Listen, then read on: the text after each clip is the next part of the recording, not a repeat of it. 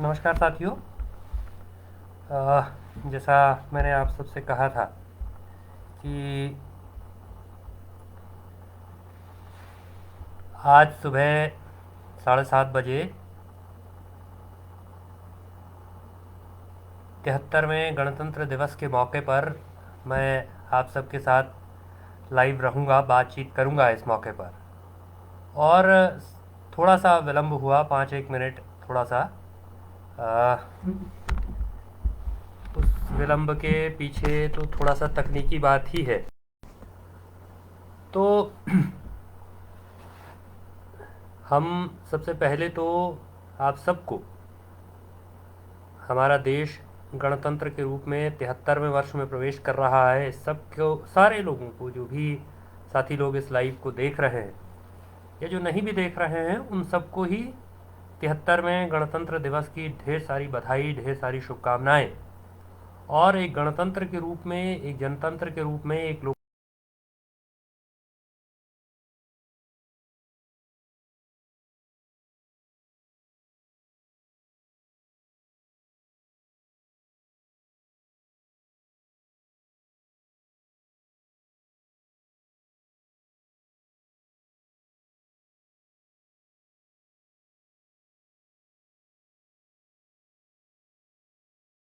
देश को लोकतंत्र बनाने के लिए इन्होंने इस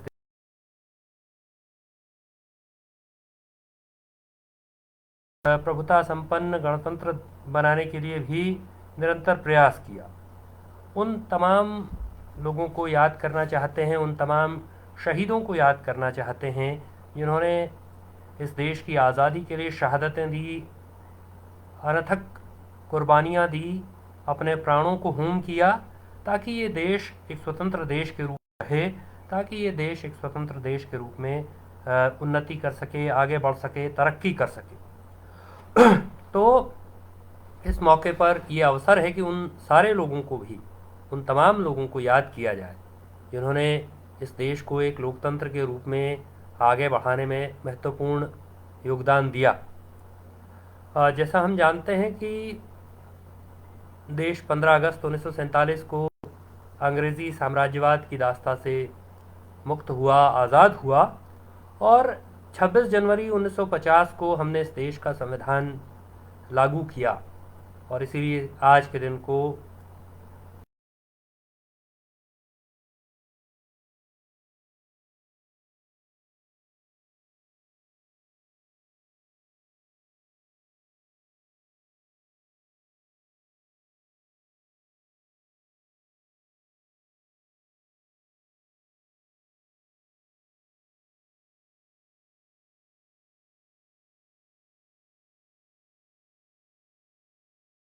वो कहते हैं कि भाई democracy is the government by the people, of the people, for the people. यानी लोकतंत्र जनता की सरकार, जनता के लिए, जनता के द्वारा। लेकिन मैं समझता हूँ कि लोकतंत्र सिर्फ कोई शासन प्रणाली नहीं है, लोकतंत्र एक जीवन मूल्य है। और इसलिए लोकतंत्र को, लोकतांत्रिक तौर तरीकों को, लोकतांत्रिक सोच समझ को जीवन में उतारना ये ज़्यादा महत्वपूर्ण है। और उस, जब मैं उसको जीवन मूल्य कहता हूँ तो इसका क्या अर्थ है?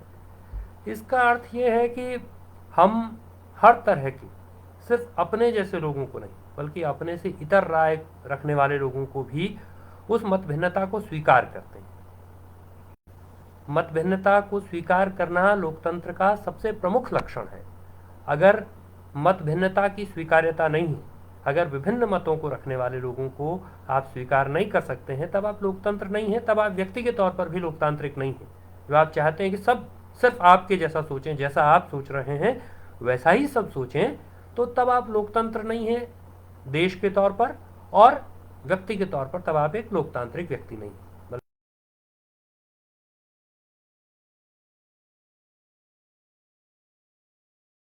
हैं।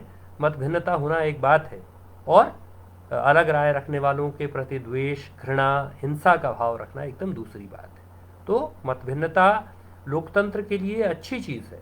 अलग राय रखना, इतर राय रखना कोई बुरी बात नहीं है, बल्कि एक स्वस्थ लोकतंत्र के लिए ये सर्वाधिक आवश्यक चीज़ है। क्योंकि देखिए, हाँ में हाँ मिलाने के लिए किसी लोकतंत्र की आवश्यकता नहीं होती। हाँ में हाँ मिलाने के लिए तो तब राजतंत्र ही हमारे पास था। राजतंत्र ही अ, ठीक से चल लेता था तब तो, कि राजा की सिर्फ हाँ में हाँ मिलाना होता था, राजाओं की जय जय जयकार करना था। तो राजाओं की जय जयकार करने के लिए तो लोकतंत्र की ज़रूरत नहीं।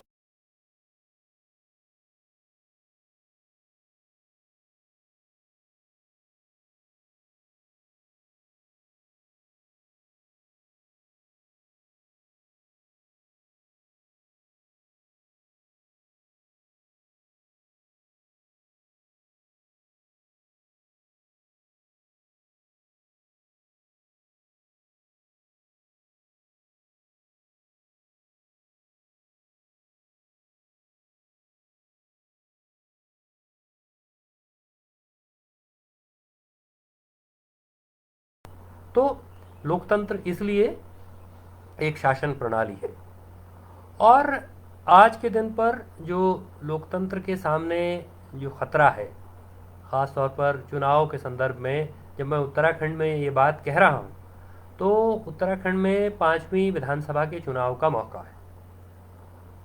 पिछले 20-21 सालों में हमने 4 विधानसभाएं चुनी, और ये अफसोस की बात है कि ये 4 विधानसभाएं जनता की भावनाओं के अनुरूप, यानी जिस लोकतंत्र की हम बात कर रहे हैं, उस लोकतंत्र में जनता के प्रतिनिधियों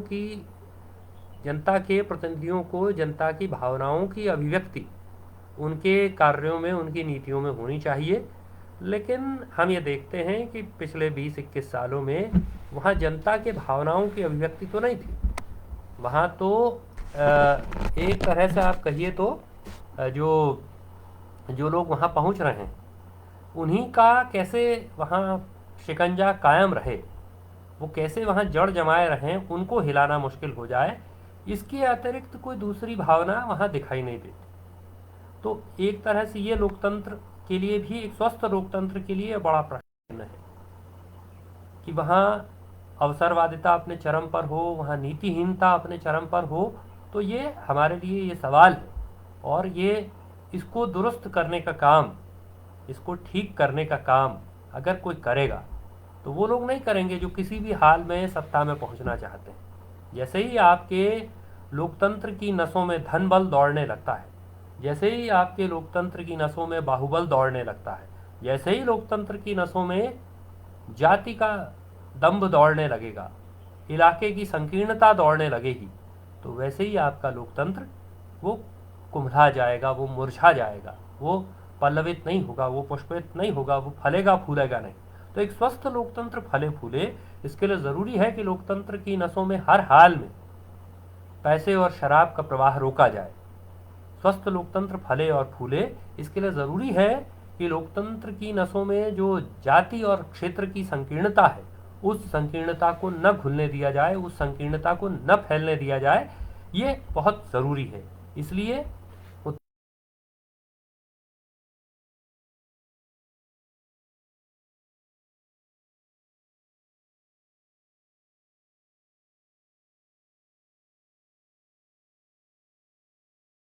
पर ज़रूर मैं ये अपील करना चाहता हूँ, जब हम गणतंत्र दिवस मना रहे हैं, अपने को लोकतंत्र बनने के 73वें वर्ष में हम प्रवेश कर रहे हैं, तब मैं ये निवेदन करना चाहता हूँ कि कम से कम हमारे लोकतंत्र की नसों में, हमारी लोकतांत्रिक लोकतांत्रिक प्रणाली की नसों में ये जाति का जहर, ये क्षेत्र का जहर, और ये धन बल और बाहुबल का जो इंजेक्शन है, वो उसकी नसों में नहीं घुलना चाहिए। इसको मजबूती से रोका जाना चाहिए।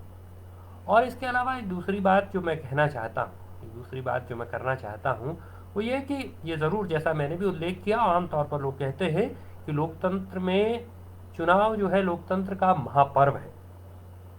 ये ठीक बात है, ये सही बात है। लेकिन इसके साथ साथ कई बार ये समझाने की कोशिश की जाती है,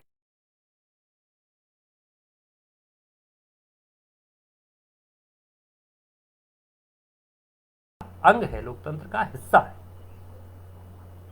और स्वस्थ लोकतंत्र बनाने के लिए स्वस्थ चुनाव होना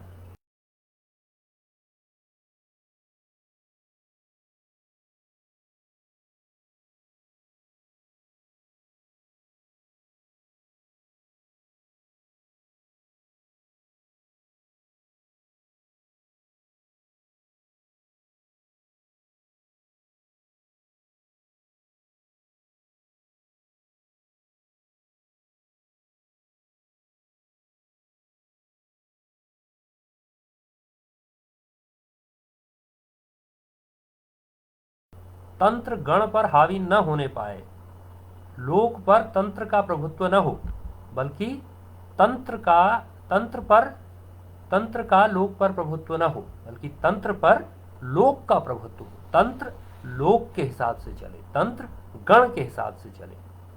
और जिस वक्त मैं ये बात कह रहा हूँ, ये बड़ा अफसोस का विषय है कि कल उत्तर प्रदेश में इलाहाबाद में और बिहार में पटना में बेरोजगार युवाओं पर गणतंत्र दिवस की पूर्व संध्या पर बेहद बर्बरतापूर्ण दमन उनका किया गया है, क्योंकि रेलवे भर्ती बोर्ड से लेकर के और एनटीपीसी तक की परीक्षाओं में धांधली का आरोप लगाते हुए हजारों की तादाद में छात्र युवा इलाहाबाद में और पटना में सड़कों पर उतरे और उतने ही क्रूरतापूर्वक उनका दमन किया गया। अगर हम अपने युवाओं का रोजगार मांगने वाले या पारदर्शितापूर्ण नौकरियां हों, पारदर्शितापूर्ण तरीके से नियुक्तियां हों, ऐसा कहने वाले अपने बेरोजगार युवाओं का ऐसा बर्बर दमन कर रहे हैं, तो लोकतंत्र के तौर पर ये हमारे व्यवहार पर प्रश्न चिन्ह है, खास तौर पर उस दिन जब हम लोकतंत्र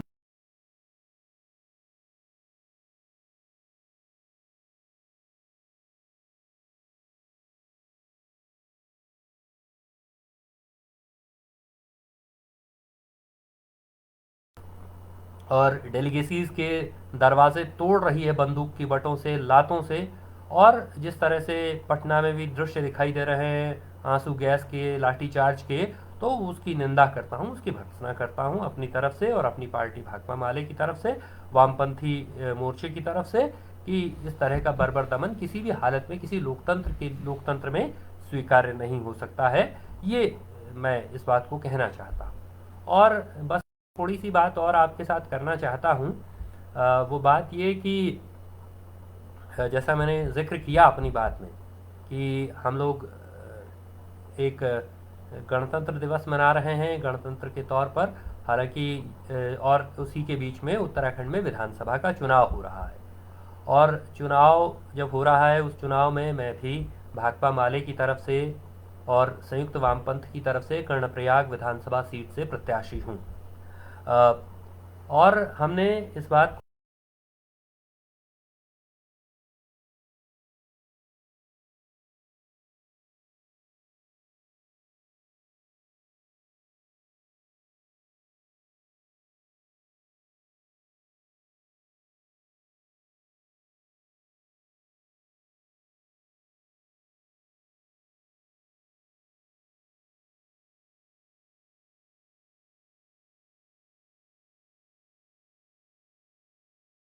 आवाज संसद में सुनाई देगी, वरना जो पैसे के दम पर विधानसभा में सुनाई देगी, वरना जो पैसे के दम पर चुन करके जाएगा, तो जाहिर सी बात है कि वो फिर उस पैसे का हिसाब किताब 5 साल तक करता रहेगा। तो ये, और ख़ास तौर पर हमारा समाज जिस तरह का है, जितनी तरह की भिन्नताएं उसमें हैं, तो मुझे याद आता है कि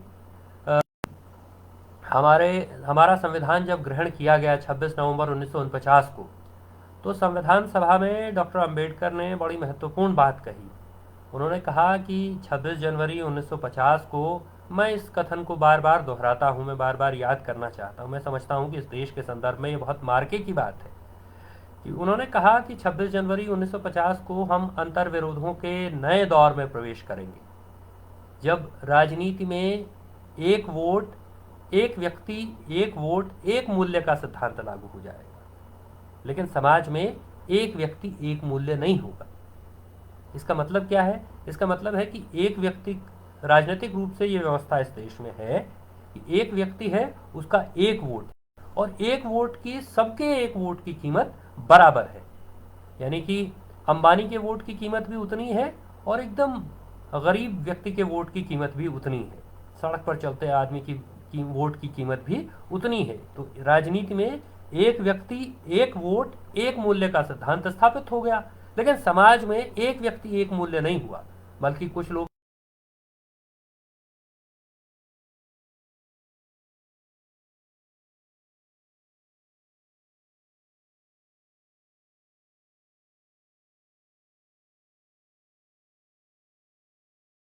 समाज में जाति के आधार पर, धर्म के आधार पर भेदभाव, और बल्कि इस दौर में उस जातीय भेदभाव को, उस धर्म के आधार पर जो भेदभाव है, विभेद है,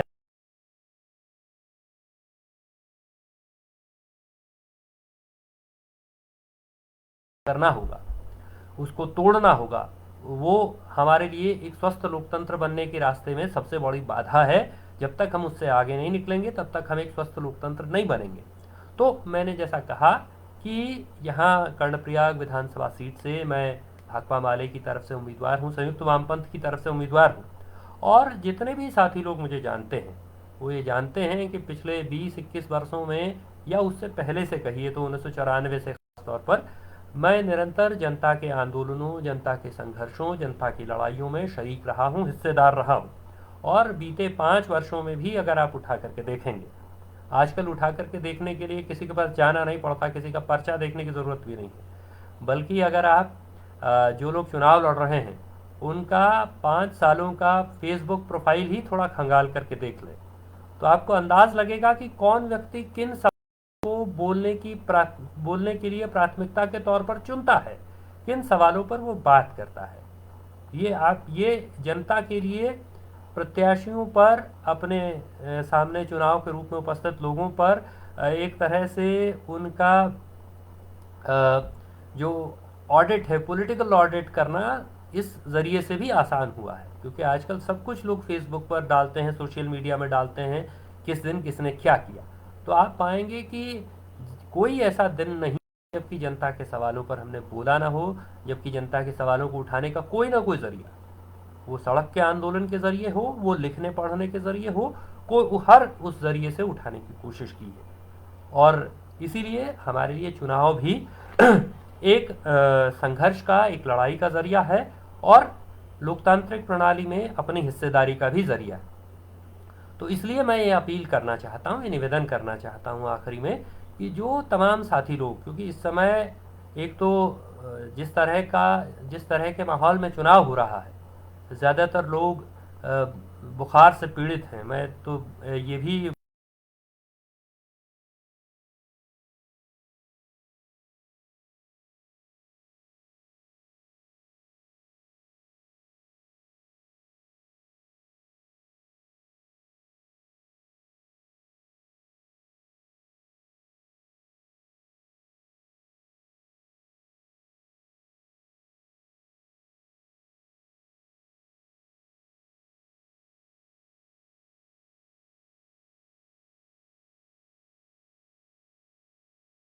लोगों के प्राणों से ज़्यादा ज़रूरी तो कोई भी औपचारिकता नहीं है।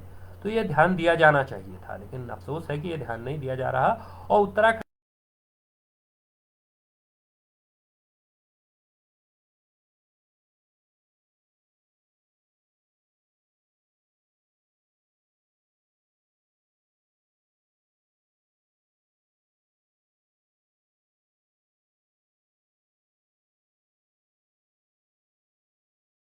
बूझ करके हमको ऐसे समय में देश छोड़ करके चला गया जब बारिश का मौसम हो जाता है, बरसात आ जाती है। और हमने संविधान भी ऐसे समय में ग्रहण किया जबकि एकदम दिल्ली में जिस दिन 26 जनवरी की परेड होती है तो कोहरा लगा रहता है। परसाई जी व्यंग्य करते हैं कि इसलिए गणतंत्र ठिठुर रहा है। तो गणतंत्र तो विभिन्न वजहों से ठिठुर सकता है, उसमें सिर्फ मौसम की मार नहीं है। लेकिन गण जो है, जन जो है, वो तो मौसम की मार के चलते ठिठुर रहा है, दुबका हुआ है, अंदर सिमटा हुआ है, सिकुड़ा हुआ है। और ये एक तरह से उसके साथ ज़ोर ज़बरदस्ती भी है कि हम प्रचार में करके उसके दरवाजे खुलवाएं, कहें कि नहीं साहब हम तो आए हैं, अब हमारी बात तो सुनी लो। लेकिन अब चूंकि चुनाव इसी अवधि में होगा तो ऐसा भी करना ही पड़ रहा है, ऐसा भी करना ही पड़ सकता है।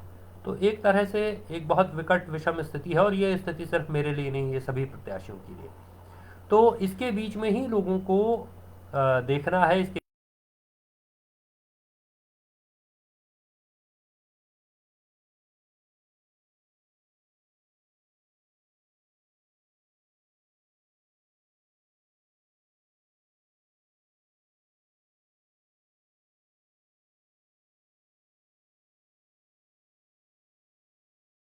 जनता के तमाम सवालों को लेकर के पिछले 20-21 सालों से, और उससे पहले से भी, पिछले तकरीबन 27 वर्षों से मैं निरंतर सक्रिय हूँ, निरंतर सड़क पर जनता के सवालों को उठाता रहा हूँ। और वो सड़क की लड़ाई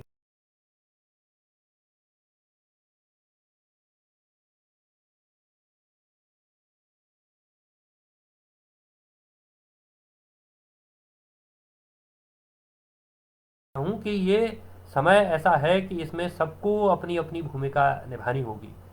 बड़े पैमाने पर लोगों ने अपनी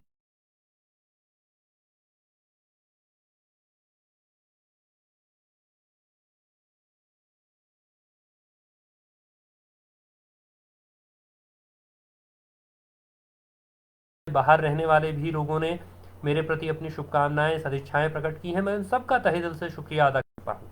बहुत सारे लोगों ने आर्थिक सहयोग की अपील हमने की, तो उसमें बड़े पैमाने पर किसी भी और चुनाव के मुकाबले इस बार थोड़ा ज़्यादा आर्थिक सहयोग लोग कर रहे हैं। मैं उसके लिए भी शुक्रिया अदा करना चाहता हूँ, उसके लिए भी आभार प्रकट करना चाहता हूँ। लेकिन मैं तमाम जो जनपक्षधर लोग हैं, जो चाहते हैं कि जन आंदोलन की आवाज़ें विधानसभा के भीतर पहुँचें, उन सभी साथियों से अपील करना चाहता हूँ कि जैसे प्रदेश के किसी भी हिस्से में आंदोलन होता है और हम सारे लोग इकट्ठा होकर के उस लड़ाई में खड़े होने के लिए अपनी जगह छोड़ करके चले जाते हैं, तो मैं अपील करना चाहता हूं कि आइए 13-14 दिन या 10-12 दिन ही कहिए तो इस चुनाव को भी एक आंदोलन में तब्दील करने के लिए मैं आप सबको आमंत्रित करता हूं कि आइए कर्णप्रयाग विधानसभा क्षेत्र में जनता की बात को पहुंचाने के लिए जितने लोग जो ये समझते हैं कि हाँ, ये लड़ाई विधानसभा में पहुंचनी चाहिए, जो ये समझते हैं कि हाँ, इस लड़ाई का एक चेहरा मैं भी हो सकता हूं, मैं इस बात में सक्षम हूं, जो इस बात को समझते हैं,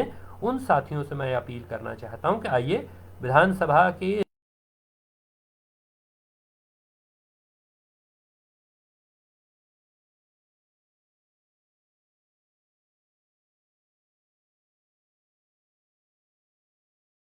सालों में हमारे सवाल रहे हैं उत्तराखंड राज्य को लेकर के, क्या हमारी आकांक्षाएं रही हैं और कैसे वो आकांक्षाएं ध्वस्त हुई हैं।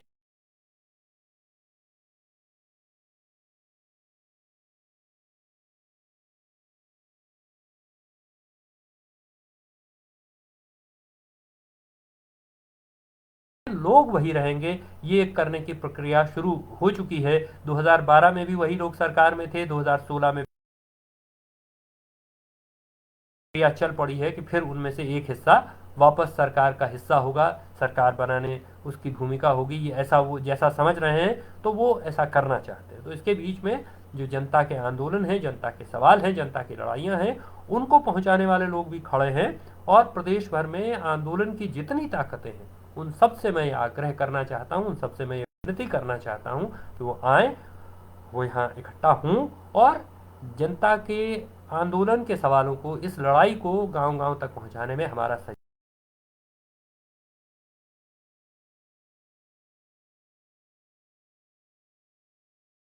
आज गणतंत्र दिवस के मौके पर, क्योंकि असल में तो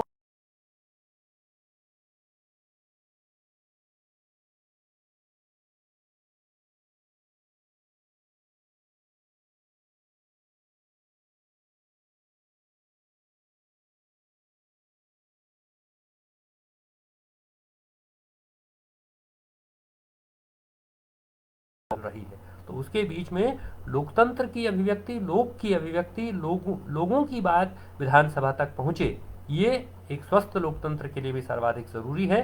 तो मैं समझता हूं कि इस सिलसिले में लोग विचार करेंगे, इस सिलसिले में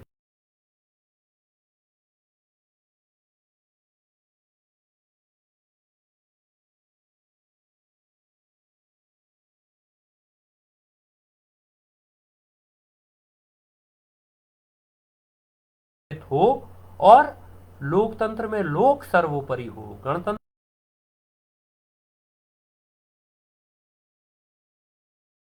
को ध्वस्त न करने पाए, उसको समेटने सिकोड़ने न पाए, तंत्र लोक को डराने धमकाने न पाए, बल्कि लोक का प्रभुत्व तंत्र पर हो, ऐसी कामना करते हुए आप सभी साथियों का बहुत बहुत धन्यवाद। इनकलाब जिंदाबाद।